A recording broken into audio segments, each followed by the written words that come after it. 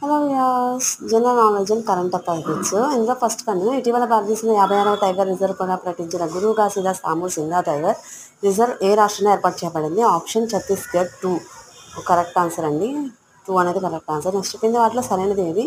జాతీయ మహిళా కమిషన్ 1992లో స్థాపించబడింది. జాతీయ మహిళా కమిషన్ తొలి చైర్పర్సన్గా జయంతి పట్నాయక్ నియమించబడ్డారు. ప్రస్తుత జాతీయ మహిళా కమిషన్ చైర్పర్సన్గా విజయ్ కిషోర్ రాహత్గా నియమించబడ్డారు. ఇక్కడ ఏబీసీ అని 4 ఆప్షన్స్లో ఏ మరియు బి మరియు సి, ఏ మరియు సి, ఏబి మరియు సి అని ఇచ్చారు. అందులో fourth one correct answer. ICC international panel of development of బెస్ట్కు నామినేట్ అయిన మొదటి పాకిస్తాన్ మహిళ ఎవరు? సలీమా ఇంతియాజ్, సారా ఖురేషి, షీరామ్ మంజారి, సానియా నిస్టర్. ఇందులో first one Salima Imtiaz is the correct answer.